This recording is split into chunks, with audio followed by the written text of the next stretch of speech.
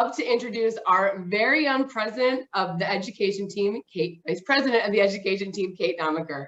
Kate will briefly introduce, I'm sorry, Kate, but I'm going to give you a little shout out. I'm going to pump you up, but Kate, I got a promotion. Thank you. I love it. You're welcome. I'm promoting how awesome you are. But she's going to give and I'm going to say that our one-of-a-kind panelists, who I'd also like to just thank you so much for being here today. And Kate, thank you for your efforts. Thank you for joining us for the planning. And now I officially, with my pleasure, to pass it off to Kate. Thank you, everyone. Thanks, Nicole, so much for all of that. As Nicole mentioned, I am the Vice President of Education at NHF, so really getting to work on all of our various education initiatives for patients, consumers, family, the support network. I see some names in the chat. I know I've gotten to meet or get to know many of you over the years. So really excited to see you all on here today. I've been focused on a lot of our, women with bleeding disorders work over the past few years, but previous to my NHF life, I actually had done my early years in public health were around women's health, reproductive health, and HIV, AIDS, and sexual health awareness. So I am like extra excited to be able to be the moderator here today on our reproductive health, the provider lens session. And so with that, I am really excited to introduce, well, before I introduce our panelists, just a super top line about what our goals for this session are today.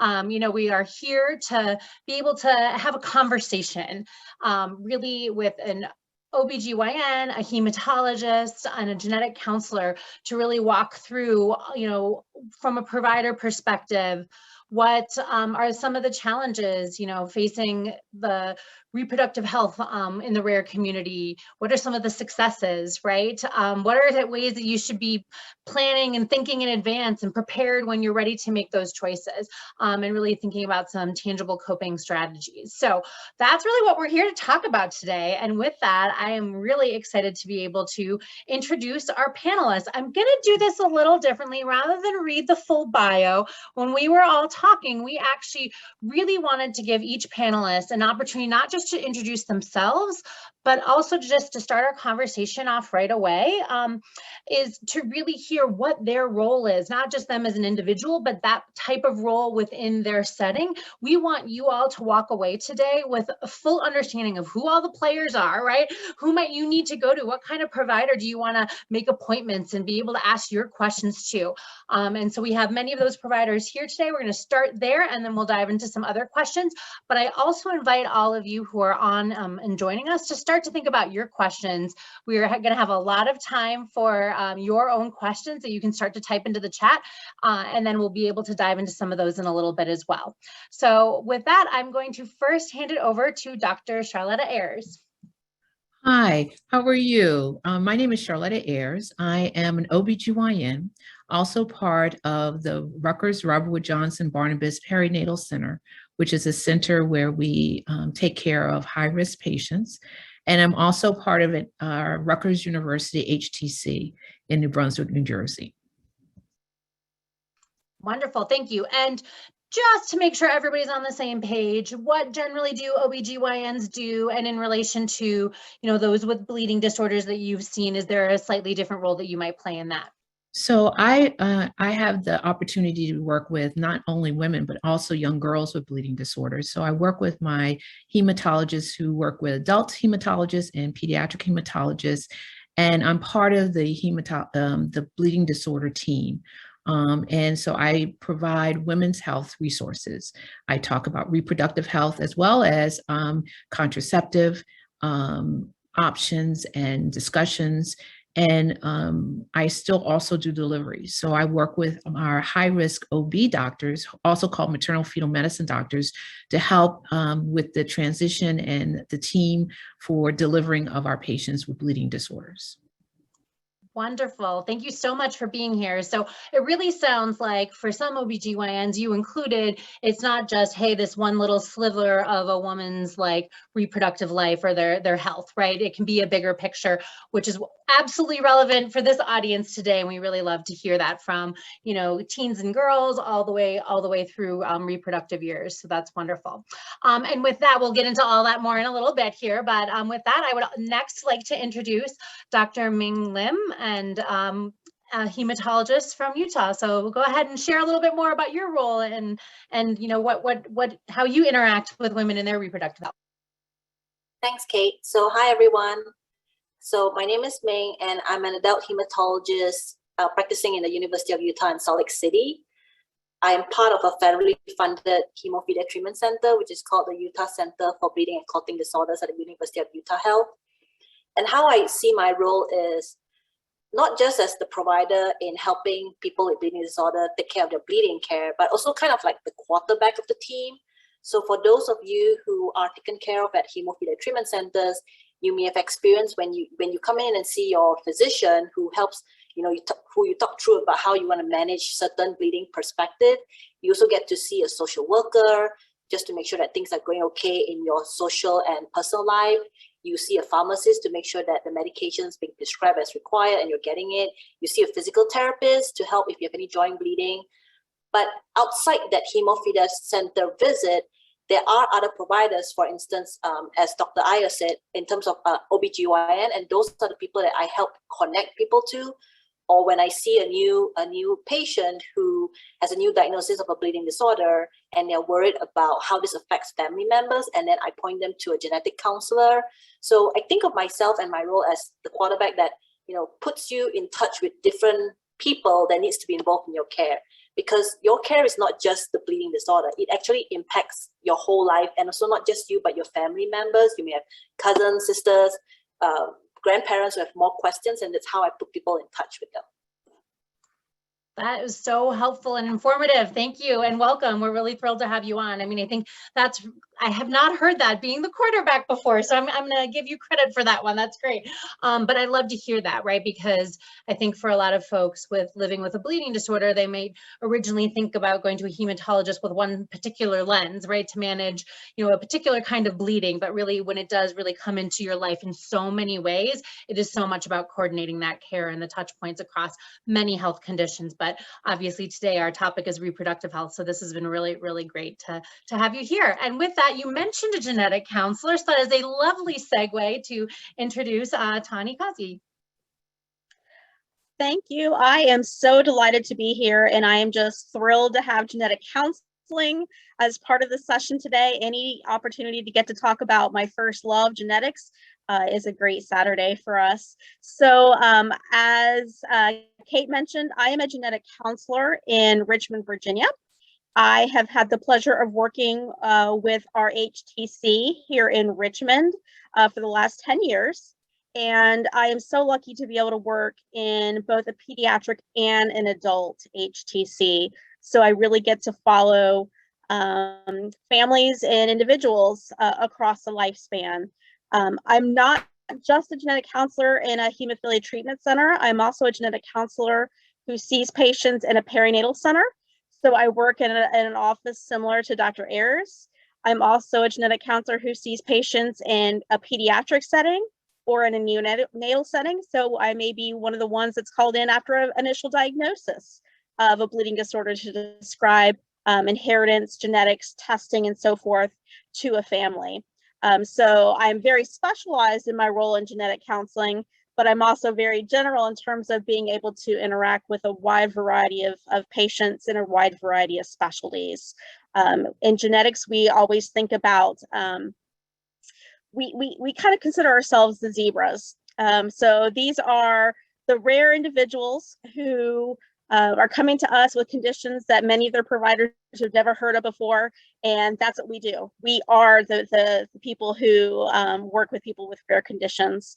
So it just is very apropos to be working with a group of individuals who either care for or have a rare bleeding disorder. So thanks so much for bringing me here. Oh, thank you so much. All right, so we have zebras and quarterbacks here today. Let's dive into all of this. I love it. So I guess my first question is, thank you all for sort of introducing not only who you are, but also your role. If as women and or their partners and or men are sort of thinking about their, because I think the genetics is equally as important for men, right? Thinking about, potentially in the future, family planning, starting to think down that, or at the point of really making some choices about wanting to have children of their own. Who are the other players? Like we obviously have an OBGYN and hematologist and a genetic counselor on, but if anybody can maybe dive in first to help us understand who might be some of the other types of healthcare providers that you would need to either QB with and make sure are involved in the care, and what are their particular roles at sort of what point? And then as a follow-up to that, like, where do they find them? Like, are these folks all at an HGC? Like, we know some HGCs have genetic counselors, not all. So help us sort of understand some of those pieces. So maybe we could start with you, Ming, and to walk us through who else you often quarterback with, and then maybe we can go to Dr. Ayers to talk about within, obstetrics, and what are some of the other specialties that might come up that people would need to know about, and similar on the genetic side. So we'll start there. Thanks. Yeah, sure. That's a great question, Kate. So I always like to think of it as if a patient comes to see, or a person with a bleeding disorder comes to see me in clinic, we go through all their current medical issues, but I always ask them, like, is family planning in your works? Are you planning to have starting a family soon? And usually if they say yes, we start just briefly discussing about, is your spouse or yourself interested in genetic counseling? If that's the case, definitely we want to get that discussed ahead of time, only because there are certain, preferences where you may want to do reproductive fertility, where you can you may select for certain embryos, and I can let Dr. Ayers talk more about that. So that's one possibility. And then also make sure that they are seeing an OBGYN, and as well as maternal fetal medicine. And the maternal fetal medicine is a OBGYN who has received additional training to focus on high-risk pregnancies. And I'm not trying to say that everyone with a bleeding disorder have high-risk pregnancies, but it's always worthwhile seeing a local OBGYN as well as a person who's more involved in high-risk pregnancies, so that they can provide more advice. Things down the line that people also think about is if you are planning to have an epidural, you may want to have a specific obstetric anesthesiologist involved, so that they are also aware of your case. Because the last thing you want is in the middle of the night, the hematologist has gotten all set out, your OBGYN is comfortable, and then the anesthetist comes and said, I'm not comfortable putting an epidural in you. And that's not the time to have that conversation. You want all the conversation ahead of time. Great, thanks. Anything else to add? Any other players we missed in sort of the roles of as you go through your reproductive journey here? Who else you might interact with? So I think it's a great question to start with, because I think there should be a team that is assisting you with this. And I think the core person in that team is the individual themselves, because the self-advocating for yourself and what your needs are, and everyone is an individual, and we shouldn't be taking bleeding disorders as if you are that disorder, that's just you. We need to be asking questions and including the individual into their care, such as how much bleeding is heavy bleeding for you. And it's different for each patient. So I want to start off with self-advocating, as well as including the family members, as well as the partners in decision-making regarding family planning. I'm going to start first regarding reproductive health. I think we've heard before regarding bleeding and what kind of hormonal replacement type of options. And I think whenever you come to parts of that regarding GYN, you have to include the individual, their primary care provider, because they might have other medical problems as well, along with their hematologist. And when they're thinking regarding possible pregnancy, I think as a gynecologist, I ask that each and every visit are you planning on starting a family or not? Because it's really important to be prepared. This is not just for a bleeding disorder patient, but for any patient. And that preparation will then be getting those specific labs done for you. But for the rare bleeding disorders is to offer, if they haven't had genetic counseling in the past, to have that discussion, having the discussion regarding the partner understanding the premise, and getting a consult for a high-risk OB, high-risk doctor called maternal fetal medicine beforehand.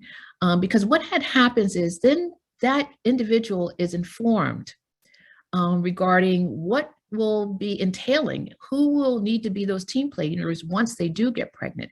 I think the shock comes is it's not that they wouldn't have gotten pregnant if they'd known all these things, but they probably would have been more prepared. I hear patients say, you know, I wish I had known that prior because maybe I would have done it a little differently. I think the other question that our hematologist brought up was very important too. Depending on the disorder, I might have part of the team, the reproductive medicine physician, because in some cases, the patient might decide that they might want to determine if the embryo will have that specific disorder. And now with our technology, we can determine that prior to implantation with reproductive health. And if we have time, we can go through that a little bit more. But you know, most people don't know that that's a possibility. Our genetic counselors do, and they usually bring that up to the patient once they have that discussion. If a person, once they're pregnant, we have that high-risk providers consultation, or they might need to be, but also you need to, where are you delivering? Because it's really key. The hematologist is that quarterback, and that we rely on them a lot to help assist with the plan of care. But also they need to know if those blood products and factors are available at your institution. And that's something we want to know and prepare for, because that's where you might need to be delivered, because some institutions don't always have the products that you might need specifically for you. The anesthesiologists, our lab, even our pediatricians, and our neonatologists, who are highly specialized pediatricians, making them aware that there is a child that might be delivered that also might have a bleeding disorder. So I always say I have two patients. I have the mom and the baby that I have to take care of and navigate and advocate for. So I think all of us are saying the same thing. It's a team. And so it's really important that whenever you have a team, there's never I in team. And so we all need to work together, including our patients and their families.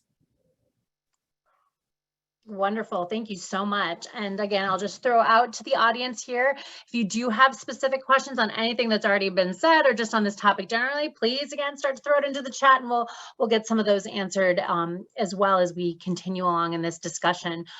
So there was a lot there. I have so many follow-up questions. I'm really excited about this. So, you know, one thing that really stood out is like some preparation and planning, right? And as part of this, sort of you as the center also being able to advocate. So, you know, sort of in each of your roles, if someone is thinking about starting a family soonish, what would be the best ways that they can prepare sort of before they come and talk to each of your different roles? Like what are the things that you would want to hear? What questions should they think through in advance so you can have the most productive conversation with them?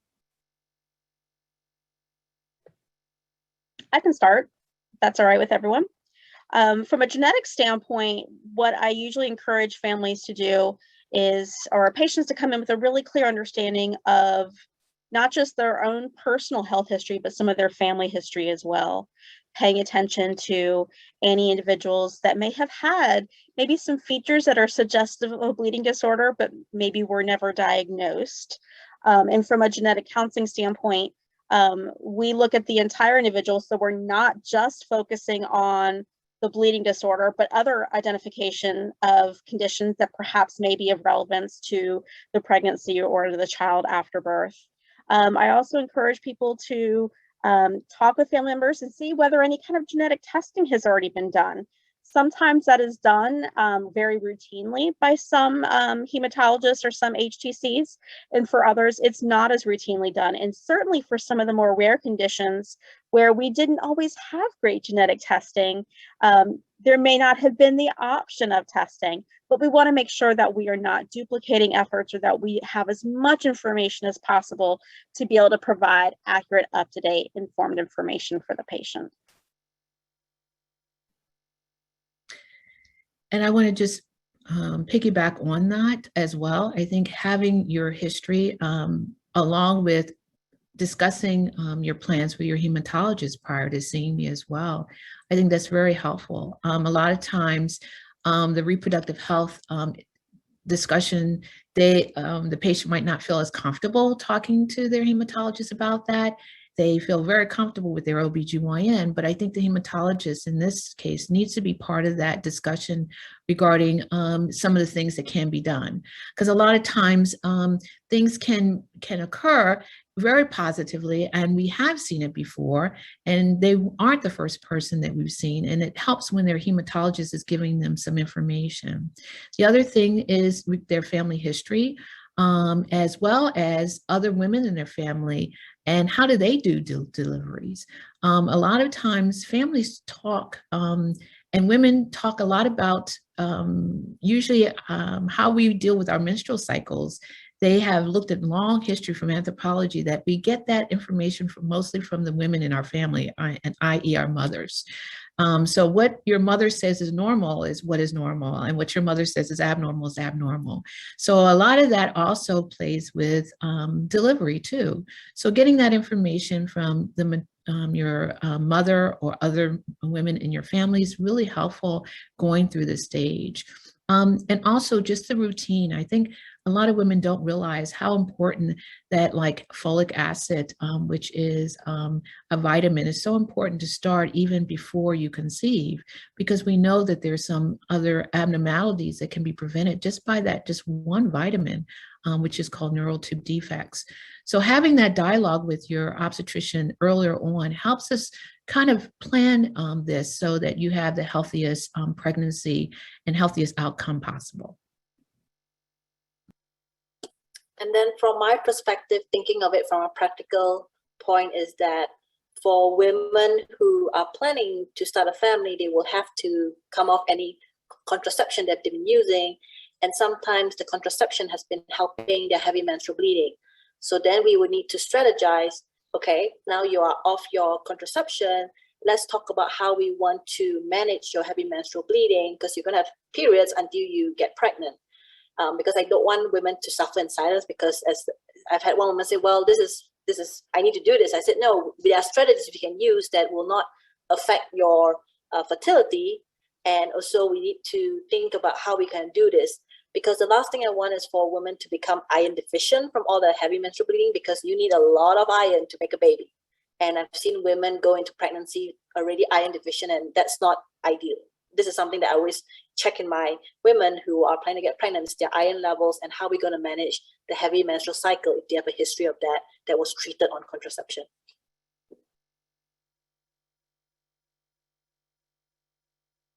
So I was muted. Wonderful. Thank you all so much. I think those are really important things to just start to think through in advance, you know, and piecing together a lot of these elements.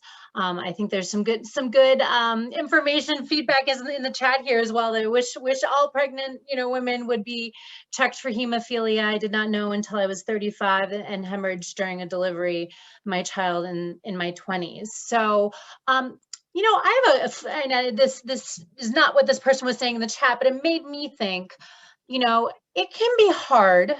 You are absolutely your own best advocate, but it also can be really hard when you are, you know, either potentially in labor or pregnant or right immediately postpartum, all these things, and to still advocate for yourself. You might be exhausted. You may, like you actually mentioned, you know, if you have a lower iron for whatever is happening to manage your bleeding, you know, there may be so many reasons. So what other strategies do you have for folks, you know, how can they who else can be on that team, you know, to help people really continue to be their own best advocate? I do not have a bleeding disorder, but have 3 children. Twins, and so, you know, it's sort of a higher risk setting, and there were moments where I was just done and I was like, I cannot advocate for myself right now, but I need to know somebody's here in case, right? And that somebody can help me through that when I can't. So what are some suggestions you all have for at whatever phase that might look like how can people go through that and ensuring that advocacy still happens? Well, that's a really good question. And we've been discussing this now for the last 4 years when we looked at maternal health and what can we do to improve maternal health overall, nationally and globally.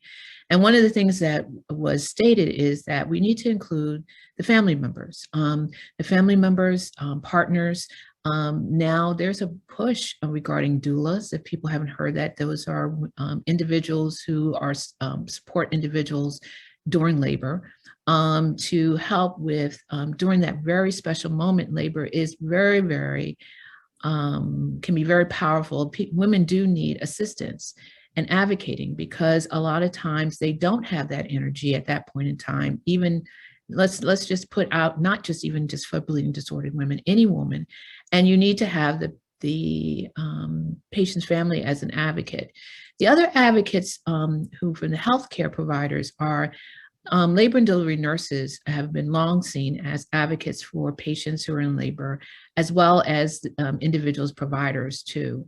And I think that you have a provider that you feel have a connection with, but even sometimes you're in large groups of providers, you might not have that connection with that one person, but the labor and delivery nurses have been also seen as their advocates. But I think one of the things is that we encourage in our families is that we include the entire family, the partners, the individuals, parents, to be part of that advocating for that patient as well. Wonderful. Thank you. Since we're still a little bit in this mindset of like thinking and planning in advance and preparing in advance, I would love to hear more from the genetic counselor perspective on, how, knowing this is a rare audience, the rare of the rare, and probably the majority, again, I don't know everybody who's on here and what condition they have, but the majority might be autosomal recessive. Like if somebody does bring a partner along with, or even if, you were told once, hey, you have this bleeding disorder, it's genetic, and you're like, okay, so that means I got it from my parents, but not really understanding the inner workings of that. Like, how do you describe that to help people understand, and what does that mean for their own potential family planning? Sure. And I think that someone wisely in the audience pointed out, I could have come with my family history and there wasn't a family history, so that wouldn't have helped me out a lot. And you're 100% right. So many of these rare conditions are what we call autosomal recessive. Autosomal meaning that males and females can both be affected. However, I think we agree that many times women come to attention a little bit more frequently just because of heavy menstrual cycles, for example. Doesn't mean that women are necessarily more frequently affected. Recessive meaning that everyone carries 2 copies of each gene that one they've inherited from their mother and one they've inherited from their father. And in cases of some of the rare bleeding disorders and with severe deficiencies, many times both of those genes are not working. So they inherited one gene from their mom that wasn't working and making enough factor, and another gene from their dad that wasn't making enough factor. And so they got 2 genes that weren't going to make very much factor for them, and they have a severe factor deficiency. In those cases, what we can reassure families of is, yes, this is genetic, but it actually helps that this is an ultra rare bleeding disorder, because the chances of having a child with a bleeding disorder depend on whether your partner is also a carrier for the same rare bleeding disorder. And if we're talking about rare conditions, many times the odds of them being a carrier for these are well less than 1 in 100, so well less than 1%. And so it actually ends up being fairly low risks overall to have an affected child. Certainly not 0, so not impossible, but lower risks. I also think that I mentioned before that genetic testing really has gotten much more common as we've known more and more about the genetic basis of some of these ultra rare bleeding disorders. And what we're realizing is that maybe some of those moms and dads who were carriers for this, who were never diagnosed with a bleeding disorder, maybe they did have some very mild bleeding tendency, and no one just really picked up on the fact that maybe mom had heavier menstrual cycles, but that was it. Or maybe dad just had some frequent nosebleeds and some bruising, but no one ever put a label on that. So I think genetic testing is going to continue to give us some insight in terms of people who are carriers for these rare conditions, perhaps having some slight bleeding tendencies, nothing to the severity of the the ultra rare bleeding disorders with the complete or severe deficiency. But I think that it's important to give people that reassurance. When you hear genetic, you think, I'm going to pass it to my children. And that isn't necessarily the case. And I think it's important to reinforce that and to bring in the partner who hasn't lived and breathed the bleeding disorder and genetics every time they come to an HTC, like the patient has, to really get that kind of third person information to really digest it all. Thank you. I think that's really helpful. I know we have various different audiences here, so there are resources on Steps for Living. Those publications that Nicole, showed at the beginning actually has, some visuals of, for factor 10, 13, and factor 7 in Glanzmann's. So there's some of those resources available depending on what you have. Make sure you are understanding that, or better yet, if you do still have questions, talk to your hematologist, talk to a genetic counselor at your HTC. That's always the best place to get those questions answered. I am loving all of the folks in the chat sharing your stories. Thank you for ensuring that everyone here does not feel alone. It sounds like many folks have had some struggles, particularly around pregnancy and delivery and things like this. So I'm so sorry to hear that some of these didn't go as smoothly as you'd hoped, but thank you. We really appreciate you putting yourselves out there, and you're not alone here. Reading some of these does make me think, right? A lot of times it's like, let's just get through and have the baby come and then everything's good, right? So let's talk postpartum for a minute, because we know it doesn't all actually end there. What should people, living with a bleeding disorder really be thinking about? Because once that baby comes, or, if you have, multiple babies at once, you have a lot of other things to focus on as well, besides just yourself and your own bleeding. So what should people be aware of? Who should they reach out to? Should things be like, oh, I'm not sure this is right? I think, well, I want to go back to what you just said, because I see some questions in the chat, and I'm going to do the postpartum, but I do agree that OBGYN needs to be aware of this issue of bleeding disorders in women, because there's a couple of times in a woman's life where we have opportunities to pick bleeding disorders up. We see it with the first period, where young girls have heavy bleeding, more so than you would expect, causing them to have severe loss of blood and drops in hemoglobin.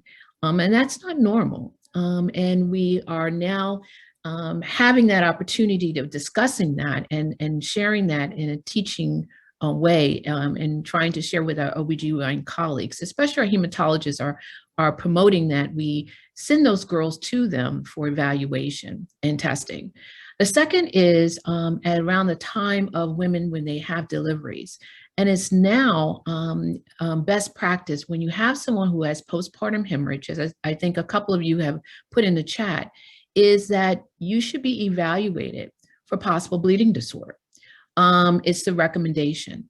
And it doesn't mean so much of getting tested. It's more so of asking those questions. Do you bleed heavily? And what does that mean to you? How many pads are you changing in an hour? And that opportunity is where we are testing. And I think where we're saying rare, we had this discussion before we came on, that with genetics now being more available, someone brought that in chat that they weren't able to get it because of insurance not paying for it, but because insurances are now paying more so, and because we are now able to do more expanded testing than we did ever before, we are picking up these women much more than we were. Just in the last 5 years, I've been seeing more and more women being diagnosed who possibly would not have been diagnosed before. And I'm just going to share you a story. I've learned from my patients, and I had a young woman who I did a hysterectomy on for bleeding. I'd followed her for multiple times, and I had to take her back after her hysterectomy because she bled even afterwards. And after that workup, we found a bleeding disorder.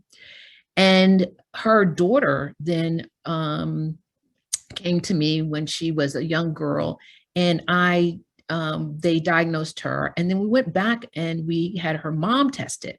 And her mom also had a bleeding disorder. All three of those women were diagnosed because of that one woman that I took care of, that we just pushed and said, this is not right. There was something else going on here. And I have to say that I felt bad because going back in her history, she had all the signs. She was admitted after when she was 15, after having really had bleeding and needed a blood transfusion. She also had postpartum hemorrhage from her daughter. So she had all the warning signs, but were we listening? And I think that's one of the things that when you're saying advocating for yourself, and I appreciate what you're saying and validating that, you know, we need to hear that advocation. And by that is that I get really excited for a bleeding disorder patient once we get them after prenatal and we get them delivered. Mommy and baby are smiling and everything good. But they call me the worry ward because there's still that 6 weeks afterwards that for certain bleeding disorders and platelet dysfunctions, I get a little concerned. So we give them special precautions even after discharge that if you have your heavier bleeding afterwards, there's a possibility during that period of time, you might have bleeding as well. Some of my hematologists will even put them on medication, extra medication during that period of time postpartum, just because they are concerned as well. So that's another discussion with the whole reproductive health, the whole delivery plan that we put in place. We put regarding getting pregnant, at the time of pregnancy, and postpartum. So we take it in 3 pieces to see what's going on. I just want to put in, and I don't want to take everybody's time, but there is also certain bleeding disorders that will increase slightly your increased risk for miscarriage too. So depending, that's why with genetics, if you're getting diagnosed, the geneticist will say, you know, you have this increased risk. So we have to take that into play as well and talk to the hematologist along with your OBGYN to say, so what are we going to do regarding that specific disorder because we know that's an increased risk.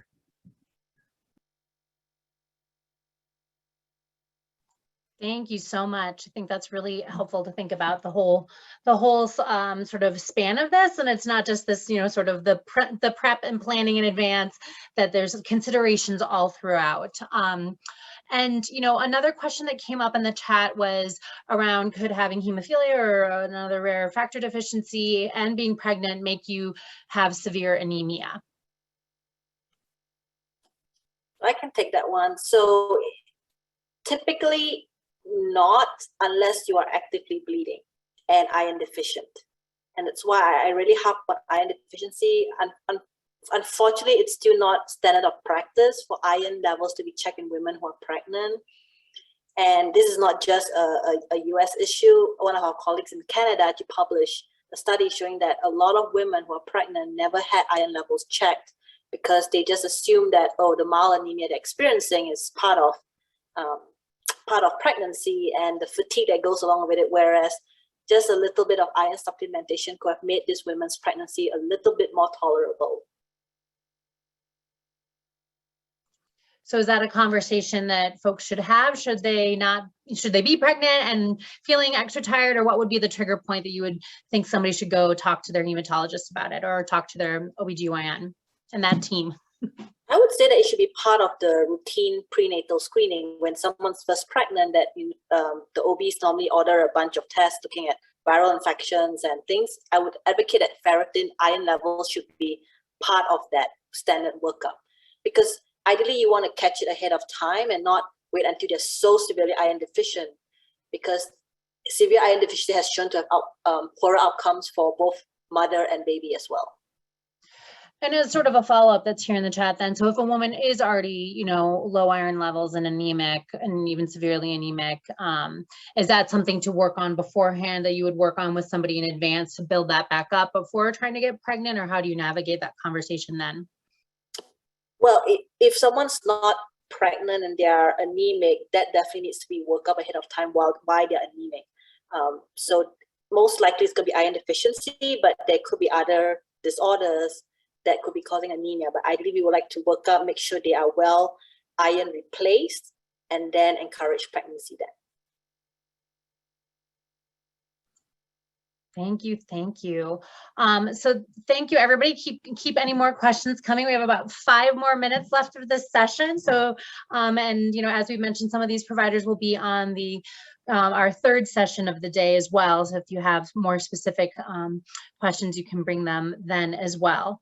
On a sort of hopeful note here, as we are coming to the end, I think, getting a diagnosis of a bleeding disorder, and it sounds like for many here, maybe that didn't happen till later, but in trying to navigate pregnancy and starting a family, what have been some of the hopeful moments for you? And as you've worked with patients, if it's a story or just successful outcomes, what is some hope that we can give to our audience here today as well that has really stuck with you as providers?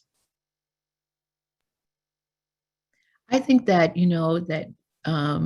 bleeding disorder patients can have a very positive experience with a healthy baby and a great outcome regarding their delivery, taking their baby home on that 2nd day, and having all their milestones being met and their expectations. I just think that positive helps when they have a team approach to their pregnancy. Nothing's 100%, but I think when you're prepared, it is possible to have a really positive experience for your delivery. Thank you. Any others? I agree with Dr. Ayers, the team approach. I'm often heartbroken when I see women who were not diagnosed previously for whatever reason, and then they've had 2 very distressing deliveries. I mean, mother baby did well, but still it wasn't the way they wanted to be. And so when I've had first-timer people with bleeding disorder who then get pregnant and then deliver, and then when I see them back at their 6-8 weeks follow-up to see how they are doing, and when they tell me that the delivery went smoothly, everyone was aware of the disease, everyone knew what to do, she knew what to look out for, that to me makes me happy, because it makes me feel that everyone has put in the effort, including the person, and they had a really good outcome. Again, nothing is 100%, but just knowing that everyone's on your team, everyone knows what to expect if it happens. That's great. Thank you. And from a genetic counselor perspective, Tani, are there any other hopeful moments from your work? Yeah, I think information is power. I can't make a diagnosis go away, but I can give you information that empowers you to either self-advocate for yourself, to work with the team, to make sure that your partner or your family is on the same page as you, and to go on and have a healthy child. I think that's the ultimate goal that all of us are here for, is to allow that patient who 30 years ago may not necessarily have had that opportunity, but with greater awareness, greater medical care, we're really able to do that. And I think that just to be part of that team for them is so positive for us to see these success stories. Wonderful. Thank you so much. I think we just have 1 minute left. I'm going to squeeze in one super fast question. I know we just ended on sort of a nice hopeful moment, but all of this has really been focused on sort of like, we're thinking about starting a family. We're pretty close to, or we're already discussing a little afterwards, but Dr. Ayers, you mentioned for, younger girls, right? Is there anything people should think about when they're like, what, having a family? That is way far off. Is there anything that women or girls or teens should do at that phase just to think about and have on their mind? They don't need to make decisions right now, but just that information that they should have in their back pocket for the future. I think that, sometimes we dismiss that teens might think, I have this bleeding disorder, so I might not ever be able to get pregnant. I don't, advocate to talk about, get pregnant. I just advocate to say that, this does not prevent you from getting pregnant in the future at age appropriate stages. I think also the other aspect that I see in teens is the amount of bleeding and how it's impacting them in their social environments, and making sure we're aware that it can be very traumatizing if we're not taking them very seriously of how we deal with that bleeding process and how often or how much they're bleeding, and that there are alternatives now that there's no reason for them to be bleeding at that stage. We've gotten much better with the medications and hormonal treatments so that if you don't get that kind of information, you need to talk to the pediatric hematologist, because they can refer you to the correct person that can be seen for that young lady. Well, thank you all. This has been such a fascinating conversation. I appreciate each of your perspectives and expertise and insights. I am truly leaving this hopeful. It sounds like, you know, I know many shared in some challenges, but it also sounds like the science is also moving forward to hopefully start to address some of these barriers.